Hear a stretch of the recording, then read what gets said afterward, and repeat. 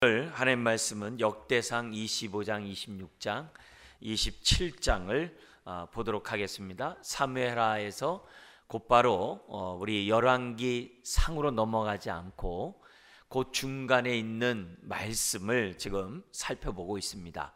그래서 그 중간에 있는 그 말씀을 29장까지 우리가 좀 살펴보면서 이 다윗이 왜 이렇게 성전을 세우려고 했고 성전 중심의 신앙을 가지려고 했는가, 그리고 성전을 세우지 못하지만 그것을 준비하기 위해서 이 다윗이 어떤 노력을 했는가를 보면서 우리의 신앙 역시 정말 다윗과 같은 좀 믿음의 사람들, 우리 마음 중심에 정말 가장 가치 있게 여기는 것이 무엇인지를 한번 좀 다윗의 모습을 통해 살펴보기를 원합니다.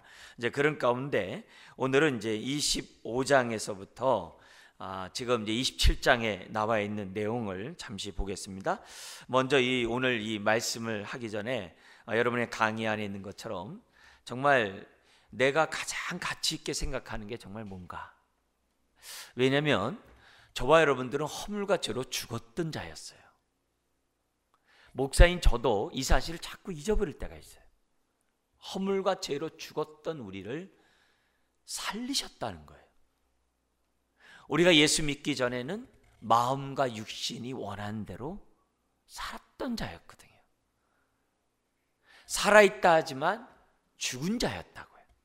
그런데 이런 우리들을 정말 보혈로 우리를 깨끗게 하시고 구원하게 하시고 구원시켜 주시고 또 우리 마음속에 하나님의 성전을 삼고 우리 안에 들어오신 그 하나님의 그 은혜, 참 얼마나 참 놀라운 일입니까? 그런데 우리들은 정말 신앙생활하면서 내가 허물과 죄로 죽었고 내 안에 정말 성령님이 성전 삼고 계신다는 사실을 자꾸 이렇게 망각하면서 신앙 따로 또 내 삶 따로 그럴 때가 참 많아요. 이제 그런 의미에서 우리가 이런 지금 이제 역대상 마무리 이렇게 보고 있는데, 역대상 이렇게 보면서 그 당시 역대상 하는 바벨론 포로로 끌려갔다가 본토로 돌아온 이스라엘 백성들이 어떻게 하면은 정말 다윗의 영광을 회복할 수 있을까? 어떻게 하면은 하나님께는 영광이 우리에게는 한량없는 복된 기쁨의 삶을 살아갈 수 있을까?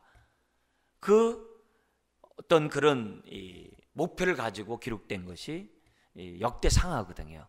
근데 여기 우리가 지금 보는 이 말씀에 보면은 이 다윗은 항상 성전 중심, 그 다른 말로 하면 하나님 중심,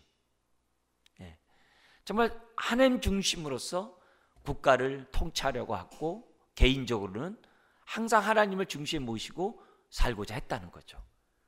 그래서 이것은 오늘 우리 신약을 살아가는 우리들에게도 큰 하나의 모범이 되는 거예요. 모범이 되는 거예요.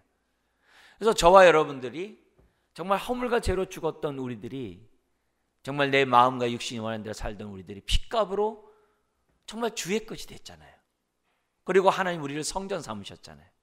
그렇다면은 저와 여러분들의 삶의 중심도, 내 삶의 가장 정말 가치관의 어떤 정말 중심을 두는 것도, 가치관의 중심을 두는 것도 다른 게 아니라 성전이 돼야 한다는 거죠.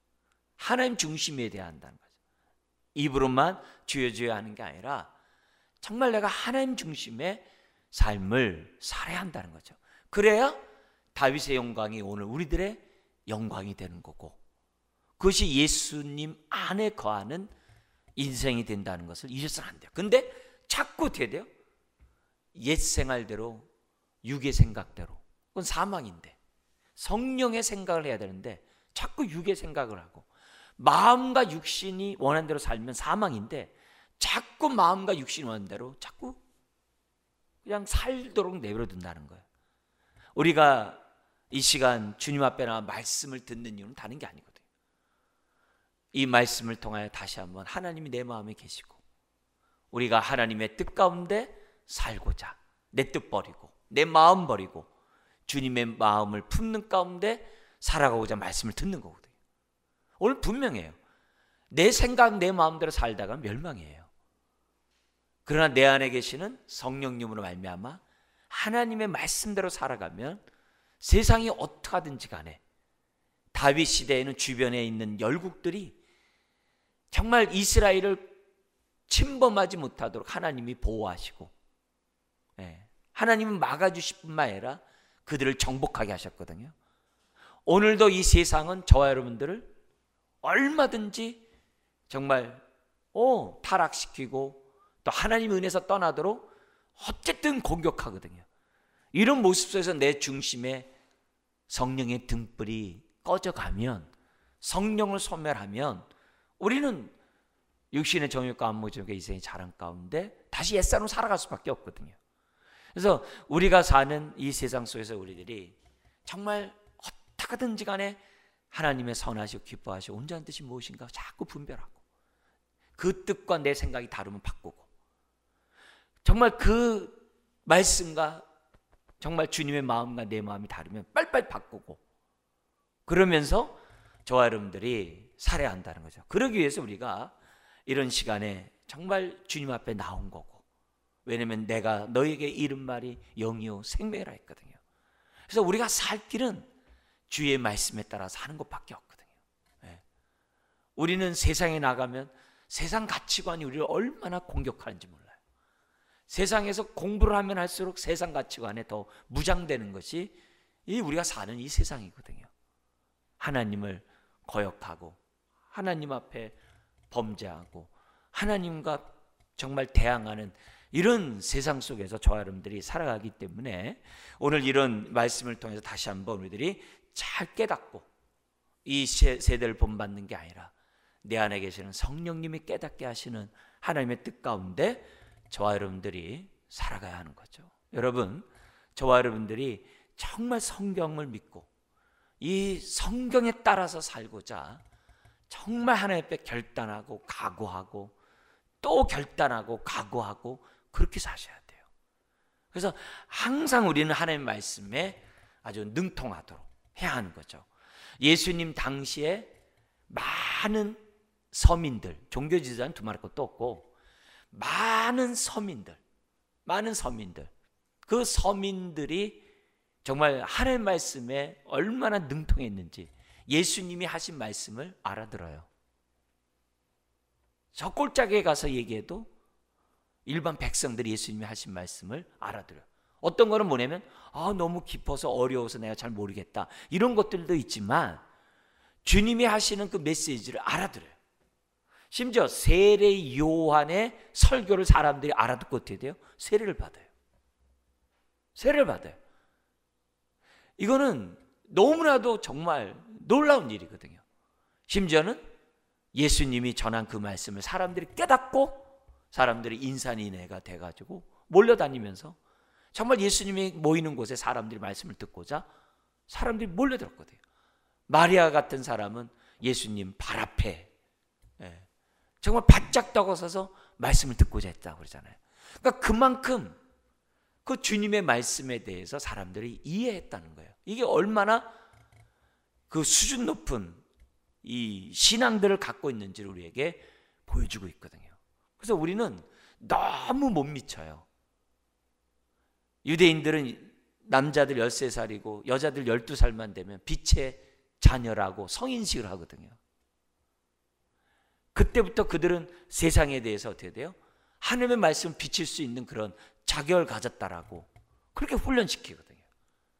기본적으로 모세오경은 다 외우게 하거든요. 그런 의미에서 우리들이 생각해 본다 한다면 오늘날 우리들의 이 말씀을 사랑하고 사모하고 말씀대로 살고자 하는 것은 정말 한참 못 미쳐요. 그런 의미에서 우리가 이 수요일날 이렇게 말씀을 나와서 말씀을 들을 때 하나님, 내가 허물과 죄로 죽었던 나를 말씀으로 살리셨는데 오늘 이 말씀 내 마음에 새겨져서 이 말씀에 따라 내가 살아가는 자가 되게 해 주옵소서. 그런 간절한 마음으로 오늘 우리가 이런 말씀들을 들어야 된다고 봅니다. 그리고 우리가 특별히 이 다윗이 마지막 역대 이 상 마지막 부분 가면서 뭐냐면 하나님이 다윗에게 성전 짓는 거 허락하지 않았어요. 그러나 다윗은 정말 자신의 인구조사 잘못 때문에 정말 이렇게 하나님 앞에 책망을 받았을 때 정말 다윗이 어떻게 돼요? 하나님의 정말 은혜 가운데 하나님 앞에 이렇게 제사를 드릴 때 하나님 그것을 받으시고 모든 전염병을 갖다가 그냥 그 도중에 하나님 멈춰주셨어요. 왜냐하면 하나님의 진노 중에서도 항상 긍휼을 베푸시는 분이니까. 그런 모습에서 이제 다윗이 여기다 내가 성전을 세워야 되겠다. 자기에게 허락하지 않았지만 그래서 그 장소에다가 성전을 짓기 위해서 모든 것을 준비를 해요. 왜냐하면 솔로몬이 어린아이였거든요.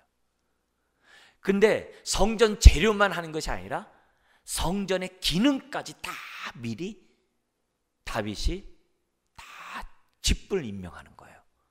그것이 지금 우리가 보고 있는 이런 장면이에요. 그래서 다윗을 이런 신앙을 통해서 우리가 지금 이 29장까지 배워야 될 것은 다른 게 아니에요. 내가 꿈꾸고 바라고 기도하는 그 모든 것, 그것을 우리가 기도만 하는 것이 아니라 그것이 이루어질 수 있는 모든 준비를, 모든 어떤 여건들을 저와 여러분들이 갖춰야 된다는 것을 다윗을 통해서 배우게 돼요. 예를 들면 재림을 사모하면 재림을 준비하는 삶을 살아야죠. 어서 오시옵소서 하놓고 자기는 어떻게 돼요? 재림을 준비하는 삶을 살지 않으면 안 되는 거죠. 베드로 전서 1장 13절 이하에서는 재림을 사모하느냐 3가지를 하래요. 뭐냐면 주의 말씀에 따라 순종하고 그래서 거룩한 삶을 살고 이 땅에서 나그네처럼 너가 정말 구별된 삶을 살고 그리고 하나님의 계명에 따라 철저히 서로 사랑하는 삶을 살면서 주님을 기다리라고 정확하게 얘기하거든요. 그러니까 우리들이 내가 기도하는 바가 있으면 그 기도를 이루어 줄 것을 믿고 거기에 대한 준비들을 저와 여러분들이 하는 게 중요하죠. 우리가 건강한 개인, 건강한 교회 재생산을 꿈꾸고 교회가 정말 신앙생활을 하고 있어요.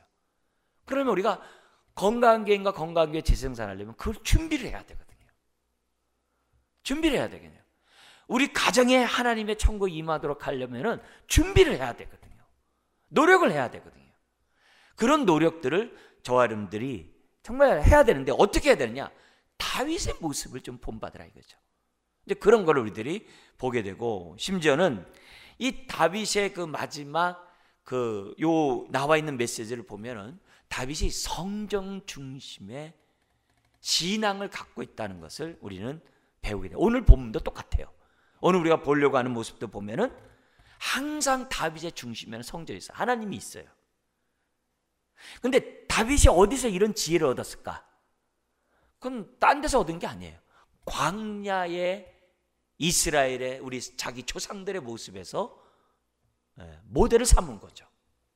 왜냐하면 출애굽을 해가지고 가나안 땅을 향해 가는 자기 조상들의 항상 어떻게 돼요? 그 여건들 보면 심지어 이렇게 천막을 칠 때 딱 그 천막이 멈춰졌을 때 어디를 중심으로 그들이 자기들의 처소를 마련합니까? 항상 성전이거든요. 성막이거든요. 성막을 중심으로 레위 지파가 한 바퀴를 둘러요. 안에 이렇게 더 이상 이스라엘 사람들이 함부로 성막에 다가오지 못하도록 딱 울타리를 쳐요. 그렇게 자요. 이렇게 텐트를 쳐요. 그리고 그 바깥으로 또 12지파가 동서남북으로 3지파씩 뭐냐면 텐트를 딱 쳐요. 그래서 그걸 통해서 뭐냐면 항상 민수기가 그거거든요. 우리의 신앙은 여호와의 전쟁은 이중 전쟁이다. 그게 민수기에서 얘기하거든요. 이중 전쟁이 뭐예요? 밖으로는 대적을 공격하지만 안으로는 우리와의 거룩 전쟁이다. 그게 2가지예요. 우리 개인으로 뭐냐? 안으로 뭐예요? 날마다 옛사람을 복종하고 바깥으로 돼요? 새 사람을 입어 하나님을 향해 나가야 되는 거예요. 그래서 우리는 신앙생활 항상 여호와의 이중 전쟁에 따라서 나를 죽여야 되고 우리는 또 어때요?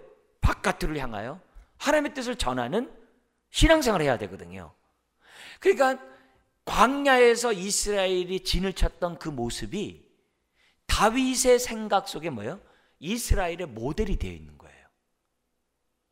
그래서 우리가 오늘 이 본문에도 보면은 항상 성전을 중심으로, 그리고 성전에서 일하는 제사장을 중심으로, 그리고 제사장을 돕는 레위인을 중심으로, 레위뿐만 아니라 그 바깥에 있는 정말 왕궁을 지키는 그런 성벽을 이렇게 둘러싸고 있는 곳을 지키는 사람들로, 그런 것들이 점점, 그리고 그 바깥의 군사들로, 이 모습이 광야의 이스라엘의 모습을 갖다가 연상시키고 있어요. 그리고 이 순서도 보면요, 그 직분자를 임명하는 그 순서를 보면 그 과정이에요.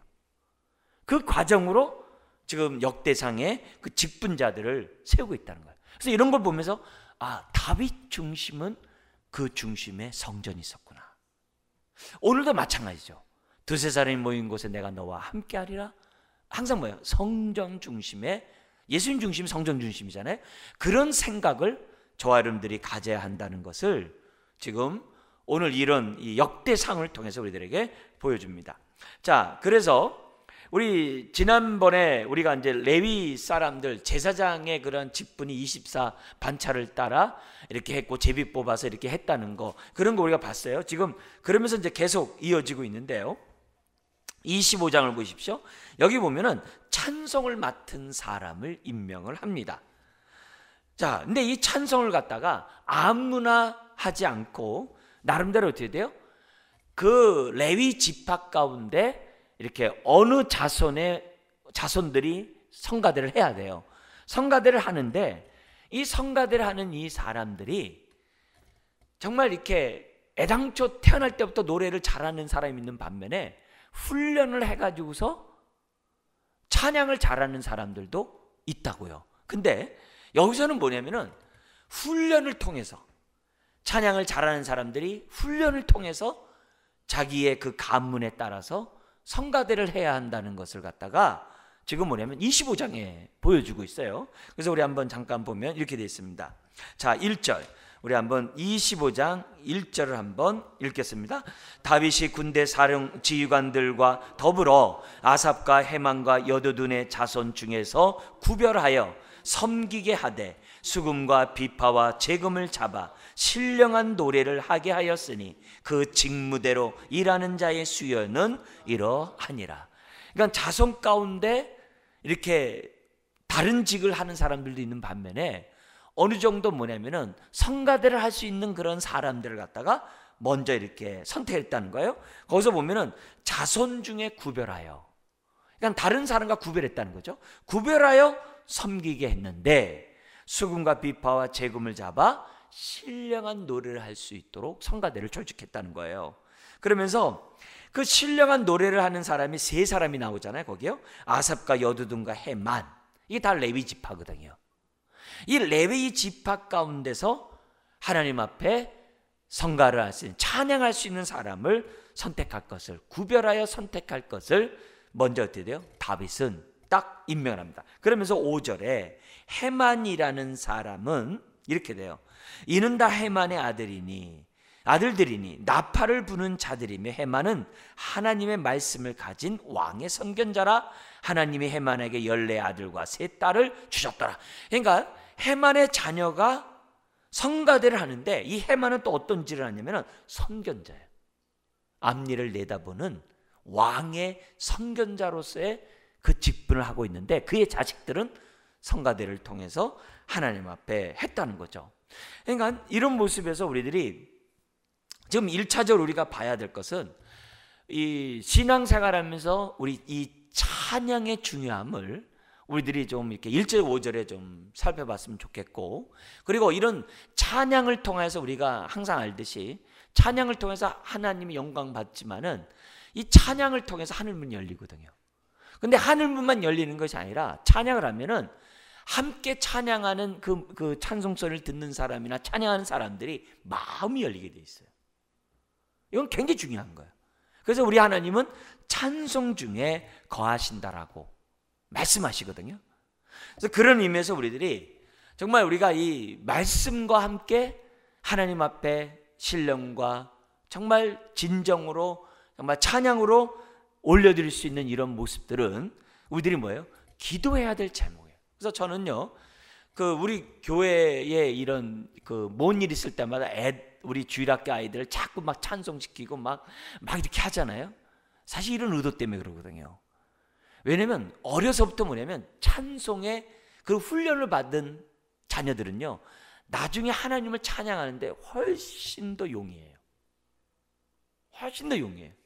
근데 안타깝게도 지금 뭐냐면 우리 주일학교에서 불려지는 찬양이 너무 수준에 좀 이렇게 도달하지 못해요. 미달해요. 그래서 우리 예전에 그래도 우리가 몇 년 전만 해도 그래도 주일학교에 성가대가 있었거든요. 여러분, 그런 게 얼마나 중요한 자산인지 몰라요. 그런 성가를 통해서 아이들이 정말 마음이 열리고 하나님에 대한 찬양하는 법들을 배우면 그들이 컸을 때 어떻게 돼요? 얼마나 하나님께 영광을 돌릴 수 있냐 이게요.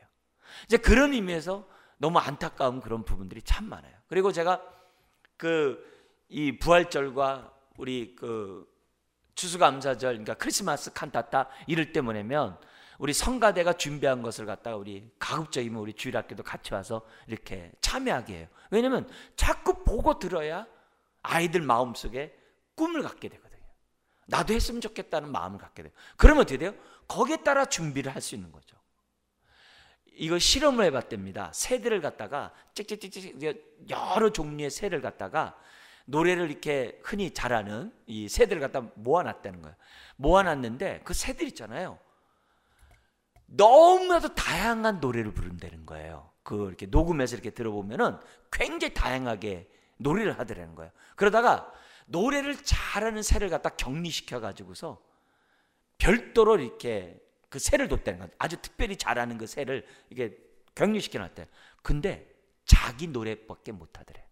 평상시 자기가 부르는 새소리밖에 못 낸다는 거예요. 심지어는 참새들도 조사를 해봤대요. 참새들도 같이 있을 때는 짹짹짹짹 하면서 참새 소리를 낸대요. 근데요, 참새 하나를 떼가지고 딴 데다 갖다 놓으면 짹짹짹 소리도 안 한대요. 그만큼 짹짹거릴 일이 없다는 거죠. 사람들도 마찬가지예요. 계속 찬송 부르는 곳에 있다 보면은 계속 찬송 부르게 되어 있어요. 네. 이게요, 너무 중요해요. 너무 중요해요. 저희 어렸을 때 문학의 밤 이런 게 있었어요. 문학의 밤 되면요, 이 동네 저 동네 다니면서 이렇게 참석해야 해요. 그러면 그때 막 이렇게 찬양들 많이 하거든요. 근데 저는 또 뭐 또 했냐면은 시와 찬미의 밤을 했어요. 그래서 시와 찬미의 밤에서 그때 찬양만 하는 거예요. 다른 게 아니라 찬양만 하는 건데, 그것을 매태하다 보면 어떻게 돼? 사람들이, 청소년들이 찬양이 아주 정말 이렇게 뭐랄까요? 은혜를 받고 찬양 부르는 것을 즐겨하고, 그래서 모이면 어떻게 돼요? 우리 찬양곡 우리 처음부터 끝까지 한번 다 불러볼까? 막 이러면서 놀았다고. 그러니까 이런 모습들이 지금 뭐냐면 얼마나 중요한 우리들에게 유산이었는데 그런 것들이 없어지는 게 참 안타까워요. 오늘 우리가 다시 찬송 맡은 사람을 갖다가 선택하는 이런 모습에서 우리가 생각해야 될 것은 뭐냐면, 저희 교회 성가대도 있고 찬양대도 있습니다만 하나님 온 성도들이 정말 신령한 노래로 화답하는 교회가 될 수 있도록 하나님 은혜를 달라고, 그런 모습들을 오늘 이런 말씀을 통해서 우리가 좀 다시 한번 좀 생각했으면 좋겠어요. 자, 그러면서 6절부터 31절에 보면은 신령한 노래를 위해 뽑힌 자의 명단이 288명이 나와요. 근데 288명이 나오는데 이 사람들이 서로 어떻게 돼요? 하나님을 갖다가 찬양하기를 얼마나 원하겠어요. 그런데 찬양할 때 그렇게 찬양하는 게 아니라 순차대로, 뭐냐면 찬양할 수 있도록 하는데요, 재밌는 건 뭐냐면 찬양을 잘하는 사람만 찬양시키지 않았다는 거예요. 그 증거가 8절에 있습니다. 8절 같이 한번 읽겠습니다. 이 무리의 큰 자나 작은 자나 스승이나 제자를 막론하고 다 같이 제비 뽑아 직임을 얻었으니, 이런 거예요. 그러니까 우리는 이 효율에 의해서 잘하는 사람들만 막 특성하고 잘하는 사람들만 막 혼자서 이렇게 독창하고 막 이런 게 많이 있잖아요. 그게 아니라 순차대로 스승이나 제자를 막론하고, 큰 자라 작은 자를 막론하고 제비를 뽑아가지고 하나님 앞에, 왜? 교회의 찬양은 신앙의 고백이잖아요. 목소리 들으려고 하는 게 아니잖아요. 정말 영감 있는 찬양하면 다 부르는 사람에 듣는 사람이나 은혜를 받잖아요. 그 얘기를 지금 하고 있는 거거든요. 그래서 그런 의미에서 이 신령한 노래를 하는 사람들에 대해서 아주 균등한 기회를 줬다는 거, 이거 너무 중요하거든요. 아유, 나는 못해요, 그런 게 아니라 자꾸 훈련시켜가지고서, 물론 음치 그러면 좀 곤란하겠죠. 그렇지만은 음치가 아니더라도 뭐예요, 외워서 부를 수 있다고 한다면은 외워서라도 부르게 한 다음에 자꾸 하나님을 높임으로 정말 그의 마음이 은혜로 충만하게 하는 이런 일들은 저와 여러분들이 해야 한다는 거죠. 다윗은 앞으로 성전이 세워지면은 어떻게 하나님 앞에 예배를 드렸으면 좋겠다고 하는 최상의 그 조직을 갖다가 지금 뭐예요?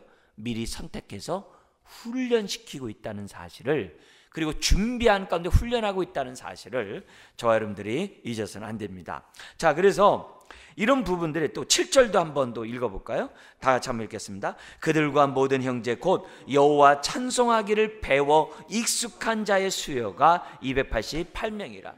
여기 보면은 배워 익숙한 자라고 그랬어요.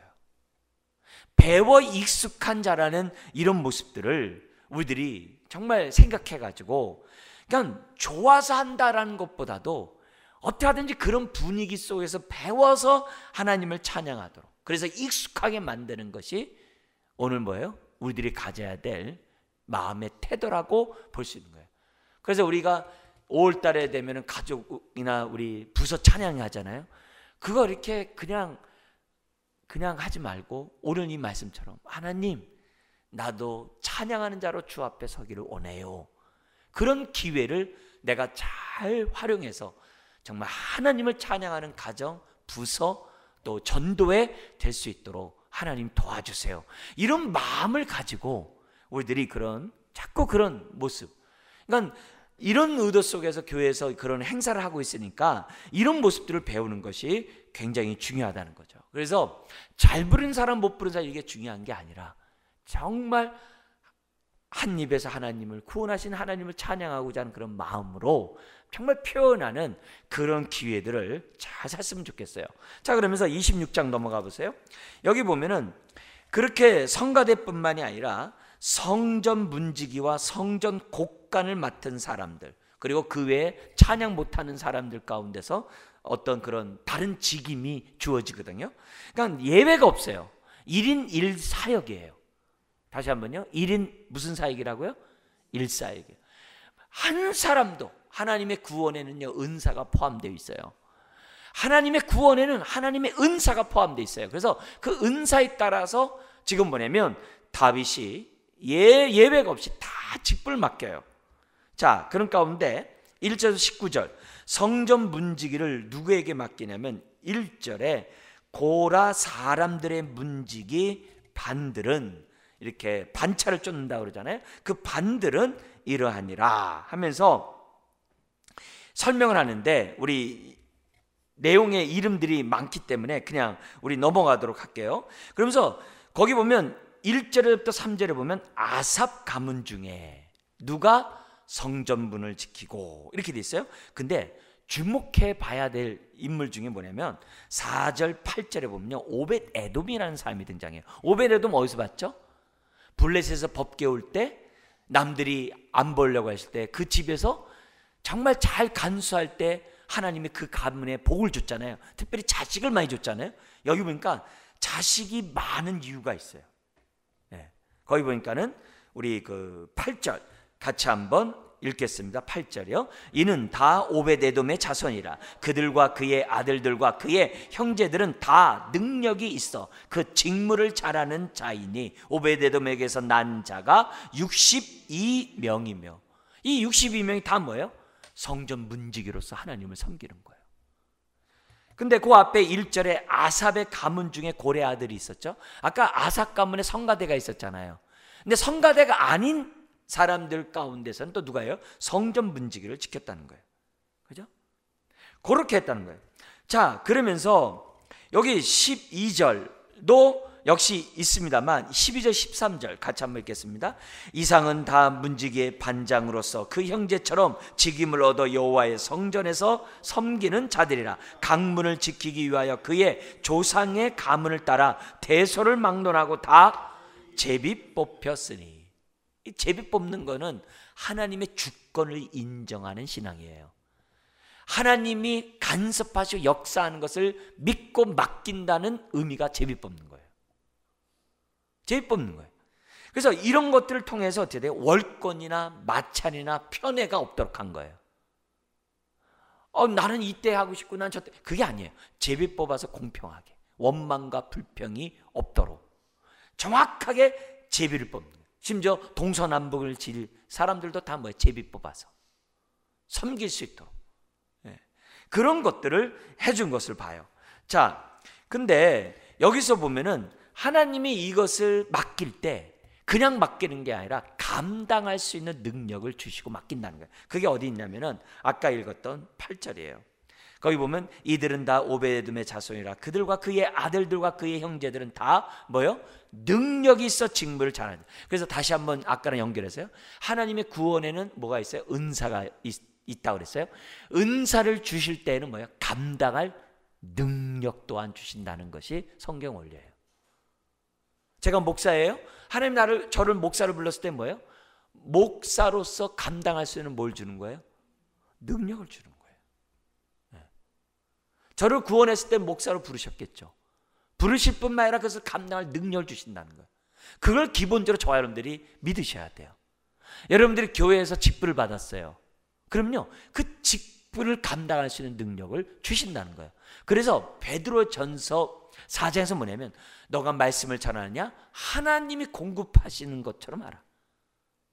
너가 은사에 따라 섬기느냐? 직분에 따라 받은 은혜에 따라, 받은 능력에 따라 섬길 것을 성경은 얘기하고 있거든요. 그런 의미에서 우리가 이 모든 것들은 내가 뭐 할 때 내 힘과 내 능력을 하지 마세요. 우리는 기도하면서 나에게 이 직분을 줬는데 성령으로 이 직분 감당할 수 있도록 지혜와 능력을 달라고 기도하셔야 돼요. 난 못해. 그렇게 하면 안 되는 거예요.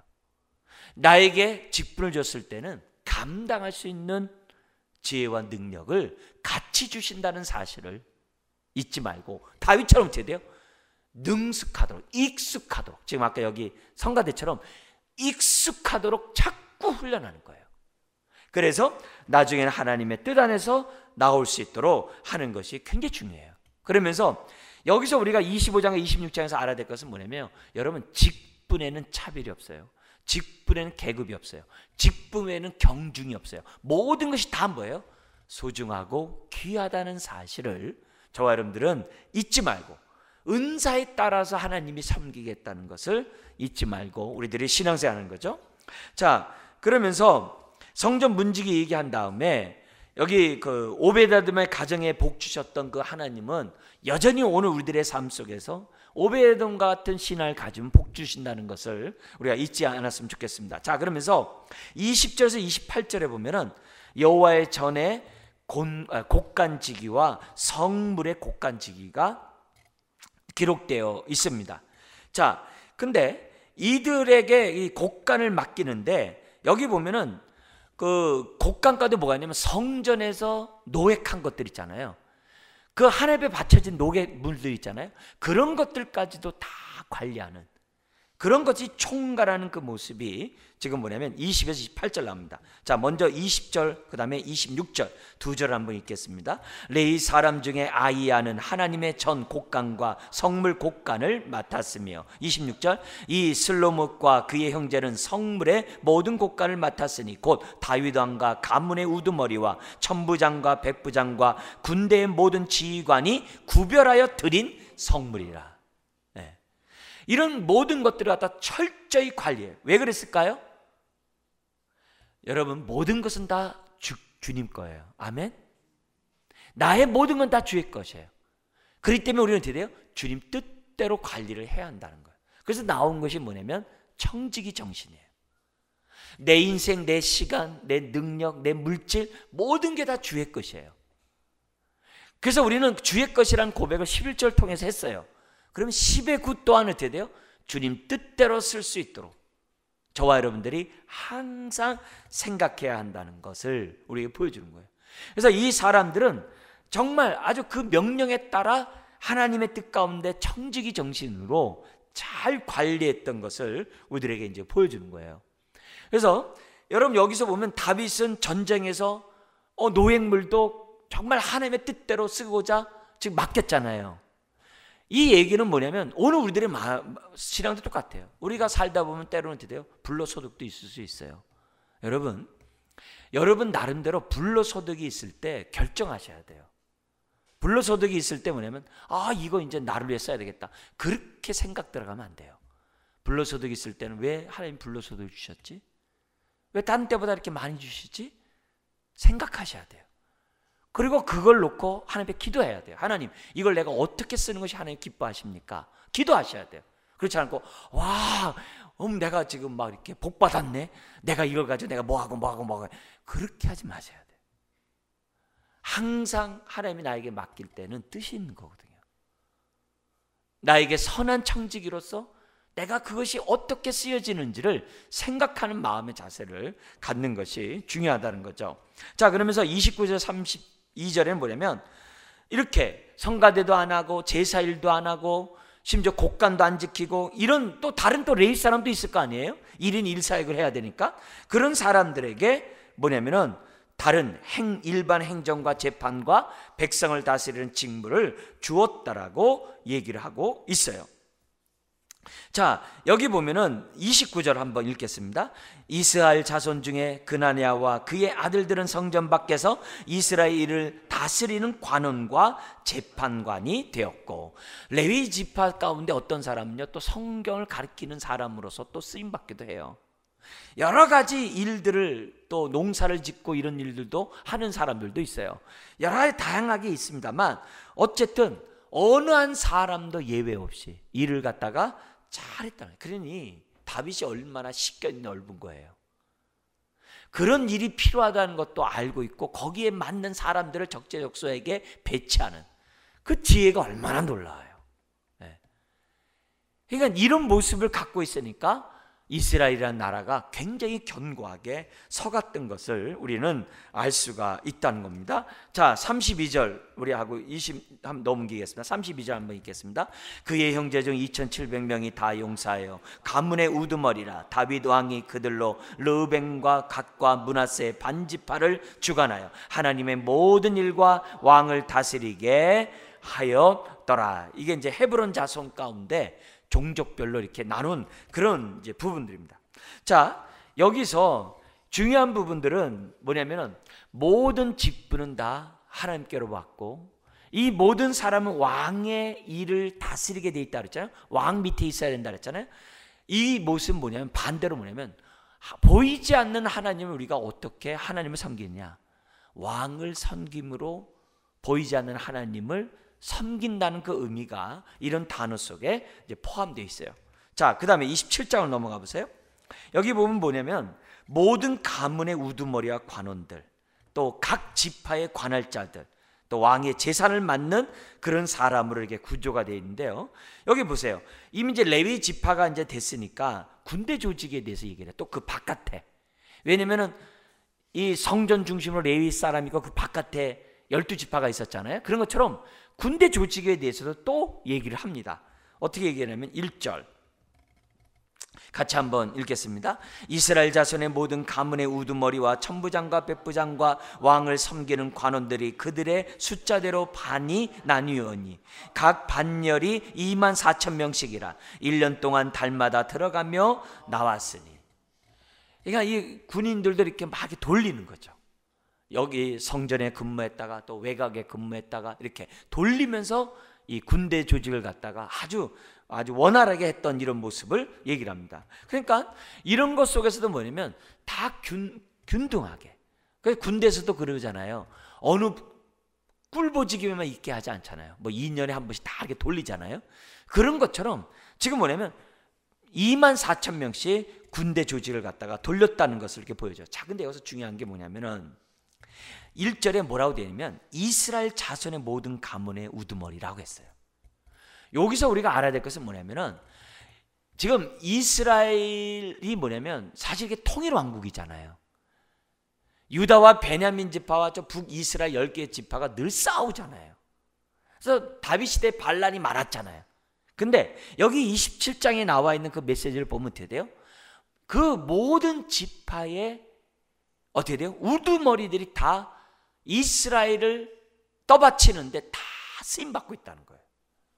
차별 없이. 유다 지파이기 때문에 특별하고 뭐 이러지 않는다는 거예요.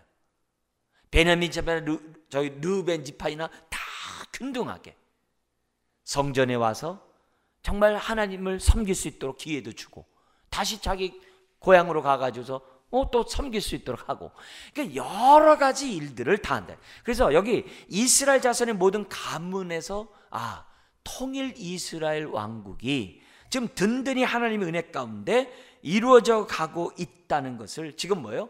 보여주고 있는 거예요. 근데 우리나라만 해도 그렇습니까? 어느 정권이 올라가면 그 밑에 사람들이 다 실세가 되고, 어느 정권에 가면 또 실세가 되고, 정권이 바뀔 때마다 피곤한 게 서민들이잖아요. 그죠?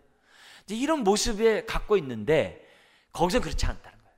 아주 균등하게 모든 것들이 조화롭게 직분들이, 심지어 군대 조직 또한 그렇게 갖췄다는 것을 보여줍니다. 자, 그러면서 16절부터 24절에 각 지파의 지도자들이 쫙 나와요. 자, 근데 신기한 게 나옵니다. 거기 보면은 여기 지파 가운데 누가 등장하냐면 17절을 한번 보십시오. 17절에 보면 레위 사람의 지도자는 그무엘의 아들 하사바요, 아론 자손의 지도자는 누구라고 그래요? 사독이라고 해요. 그러니까 레위 지파에서 뭐예요? 대제사장의 직분을 갖고 있는 우두머리와 다른 레위 지파를 구분했다는 거예요. 자, 그리고 또 다른 게 있어요. 21절에 보면은 이렇게 되어 있습니다. 길르앗에 있는 므낫세 반지파의 지도자는 스갈의 아들 잇도요, 베냐민의 지도자는 아브넬의 아들 야시엘이다 했을 때 길르앗에 있는 므낫세 반지파 지도자가 나와요. 근데 길르앗은 요단강 동쪽이거든요. 근데 요단강 서쪽에 지파별이 다 나오는데 누가 빠졌냐면요, 갓 지파하고 아셀 지파가 없어요. 사라져 버렸어요. 그냥 벌써 이런 모습을 보면은 지금 뭔가 지금 많은 변화들이 있었다는 것을 보여줘요. 그러나 중요한 건 뭐냐면 통합 이스라엘의 면모를 지금 엿보고 있다는 것을 우리들에게 보여주고 있습니다. 자, 여기에서 지금 뭐냐면 레위 사람, 성전 중심으로 레위 사람의 직분이 나온 다음에 지금 외곽에 지금 누가 나오는 거예요? 지금 군대 장관들의 이런 외부 조직이 지금 뭐냐면 나옴으로 인해 가지고 다윗이 모세 시대의 광야에 이스라엘의 모형을 우리가 본받고 있다는 것을 지금 우리가 알 수 있다는 거죠. 자, 그래서 여기서 우리들이 알아야 될 것은 다른 게 아니에요. 오늘날에도 동일해요. 저와 여러분들이 마음 중심의 성전이 있어요. 개인적으로 볼 때. 그러면 항상 내 안에서 말씀하시는 하나님의 말씀에 따라 저와 여러분들이 뭐예요? 생각하고 말하고 행동해야 된다는 것이 기본이에요. 그러면서 밖으로는 어떻게 해야 돼요? 하나님의 자녀답게 우리가 뭐예요? 하나님의 영적 군사로서 우리가 영적 전쟁을 하면서 저와 여러분들이 살아야 한다는 것을 지금 뭐냐면 개인적으로 적용할 수 있어요. 우리끼리 적용하면 어떻게 돼요? 우리는 항상 어때요? 모이면 그리스도 몸을 세워야 되고, 흩어지면은 하나님의 군사로서 지금 뭐냐면 영적 전쟁을 하면서 싸워야 되는 저와 여러분들이라는 것을 이제서야 한다는 거예요. 그래서 우리는 항상 이 세상 가운데 우리가 나가서 견고한진을 우리가 어떻게 해요? 무너뜨리는 영적 전쟁해야 되죠. 우리가 하는 영적 전쟁의 가장 견고한 진이 뭐예요? 그게 인본주의하고 자연주의거든요. 우리가 살고 있는 이 세상은 인본주의하고 자연주의거든요. 그것이 기본적으로 딱 자리 잡고 있어요. 그 자연주의하고 인본주의 그 중심에는 다 진화론이 딱 자리 잡고 있어요. 그래서 결국은 뭐냐면 성경을 믿지 않는 사람들과 우리들이 다 싸우고 있는 거예요. 오늘 이런 말씀을 통해서 우리들이 어떻게 돼요?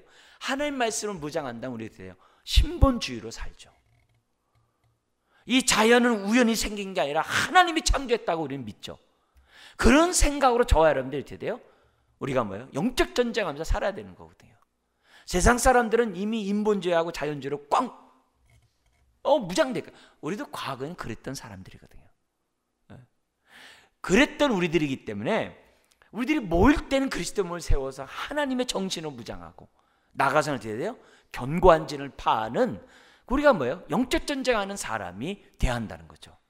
그래서 가깝게는 우리 가정서부터 지키고 또 우리 교회부터 지키고 그리고 세상 사람들에게 살아계신 하나님을 정말 우리가 드러내는 인생이 돼야 한다는 것을 지금 뭐예요? 이 구조가 우리들에게 지금 보여주고 있다는 거죠. 자, 그러면서 우리 마지막 부분 넘어가 볼게요. 25장부터 34절에 보면은 다윗 왕국의 아주 핵심 이 측근들이 있습니다. 25절부터 31절까지는 왕의 재산을 관리하는 사람들, 그리고 32절부터 34절은 다윗의 핵심 참모가 나옵니다. 자, 핵심 참모가 나오는데 여기에 있는 인원은 우리가 이미 잘 알고 있는 인물들입니다. 그래서 한 번만 우리 읽고 우리 마치겠는데요. 우리 한번 32, 34절 읽겠습니다. 다윗의 숙부 요나단은 지혜가 있어서 모사가 되며 서기관도 되었고 학모니의 아들 여히엘은 왕자들의 수종자가 되었고 아히도벨은 왕의 모사가 되었고 아렉 사람 후세는 왕의 벗이 되었고 분하야의 아들 여호야다와 아비아달은 아히도벨의 뒤를 이었고 요압은 왕의 군대 지휘관이 되었더라. 자, 여기에서 우리들이 지금 하나님의 이제 측근되긴 이런 사람들인데요. 여기서 우리가 알아야 될 것은 뭐냐면 다윗은 지금 27장과 연관해서요, 이스라엘을 세울 때 혼자 세우지 않았어요. 항상 이렇게 돼요. 하나님의 비전으로 정말 이렇게 하나님을 경외하는 자들로 연합돼 가지고 이스라엘을 통치해 나갔다는 것을 우리들에게 지금 보여주고 있어요. 그러니까 사람들이 서로 협력해서 선을 이루고 있는 그런 조직을 갖추고 있다는 것을 우리는 알 수 있어요. 자, 근데 여기서 보면 32절에 요나단은 지혜가 있어 모사가 되며 그랬어요. 여러분, 다윗 스스로가 뭐라고 고백했냐면은 시편 119편 이런 데서 뭐라고 고백하냐면 하나님이 나의 모사라고 그래요. 근데 여기서 보면은 요나단은 모사라고 이렇게 기록되어 있어요. 이게 무슨 말이에요? 왜 어떤 때는 하나님 모사라고 그러고 또 어떤 때는 여기 나온 요나단이 모세라고 얘기해요? 이게 같은 얘기예요. 지금 뭐냐면 이 요나단과 같은 사람은 뭐냐면 누구보다도 하나님의 뜻을 갖다가 누구보다도 잘하는 사람이었던 거예요. 그 사람을 다윗이 최측근에 둠으로 다윗은 지금 뭐 하자는 거예요? 모사이신 하나님의 음성을 듣고자 했다는 것을 우리에게 보여주는 거예요. 그래서 우리가 이 시간에 하나님 예배를 드리면서 하나님 말씀을 들어요. 왜 들어요? 모사이신 하나님으로부터 지혜를 얻기 위해서 듣는 거예요. 근데 듣는 것으로 끝나는 게 아니라 때로는 어떻게 돼요? 깨닫는 수준들이 다를 수 있거든요. 지혜가 다를 수 있거든요. 그래서 우리가 어떻게 돼요? 함께 우리가 말씀을 나눔으로 서로 어떻게 돼요? 피차 가르치고 권면하는 그런 모습들을 저와 여러분들이 갖춰야 한다는 거죠. 그래서 지금 우리가 이렇게 25장, 26장, 27장 말씀을 들었어요. 듣고 잊어버리면 끝이에요. 근데 25장, 26장, 27장 들어봤더니 다윗이 국가를 운영할 때 운영하는 방법이 하나님 중심이었어. 그걸 갖다가 성전 중심으로서 이스라엘을 통치했던 걸 알 수 있네. 우리도 정말 하나님 중심의 성전 중심의 신앙을 가져야 되겠네. 이런 얘기들을 자꾸 이렇게 해야 되는 거예요. 심지어는 다윗은 왕이지만 이스라엘의 왕이 하나님인 것을 지금 뭐예요? 성전 중심을 통해서 보여준 거예요. 그래서 다윗은 이스라엘 통치하면서 뭐가 나타나기 원했어요? 하나님의 나라가 임하기를 원했거든요. 하나님의 공의와 정의가 나타나기를 원했거든요. 다른 게 아니에요. 자신은 어떻게 돼요? 하나님 중심의 신앙을 가졌기 때문에 이렇게 다윗이 통치했다는 것을 우리가 알 수 있는 거예요. 그러니까 이렇게 사니까 뭐예요? 하나님 볼 때 다윗이 뭐예요? 하나님 마음에 합한 자라고 했던 거죠. 자, 한 가지만 더 교훈하고 우리 말씀을 찾고 우리 끝내겠는데요. 여기 보면 다윗은 이처럼 솔로몬이 성전을 지을 뿐만 아니라 솔로몬이 하나님 중심의 이스라엘을 세워가도록 할 수 있는 모든 안전 장치는 다 해놨어요. 조직도 해놨죠. 사람도 세웠죠. 거기 따라 훈련도 했죠. 심지어 성전을 세우고자 할 때 필요한 모든 물건들도 다 금은 나무들 다 해놨죠. 모든 걸 다 해놨어요. 정말 여기 나오는 모사들까지 다 세워놨어요. 모든 직제를 완벽하게 하고 솔로몬에게 딱 넘겨줬어요. 근데 안타깝게도 다윗의 이 영화가 솔로몬에 가서는요, 그 영화가 사라져요. 솔로몬의 아들에 가서는 남과 북이 갈라지게 돼요. 솔로몬의 말년의 모습을 보면은 빛이 없어요. 빛을 발했어요. 빛을 발했어요. 거기서 우리들이 깨닫는 것이 뭐냐? 아무리 조직이 잘 돼 있고 아무리 직분을 세워가지고 사람을 다 완벽한 조직을 갖췄어도 결국 중요한 건 뭐라는 거예요? 우리들 마음 중심에 하나님이 없으면 소용없는 거예요. 우리 교회도 위원회가 있고 팀이 있어요. 각 부서들이 있어요. 여러 조직들을 갖춰가고 있어요. 왜? 그렇게 돼야 교회가 어떻게 돼요? 건강하게 유지될 수 있으니까. 그렇지만 아무리 조직이 있고 아무리 직분자가 있고 목사, 장로, 권사 아무리 세워놔도 저와 여러분의 마음 심령에 성전이 없으면, 하나님 중심이 아니면 아무 의미가 없는 거예요. 다시 한번 처음 시간을 얘기했던 것 말씀을 다시 상기시키면 우리는 허물과 죄로 죽었던 삶을 잊어서는 안 돼요. 내 생각과 내 마음대로 그냥 살아가면 안 돼요. 내 마음에 심어준 하나님의 말씀에 따라 생각하고 말씀에 따라 우리가 어떻게 돼요? 살아가고자 노력을 해야 돼요. 내 마음과 육신이 원하는 대로 살다가는 그냥 옛사람은 끝나버리는 거예요. 나를 통해서 하나님의 은혜가 임할 수가 없는 거예요. 오늘 이런 다윗의 모습을 보면서 이래서 다윗이 하나님의 기쁨이 됐구나.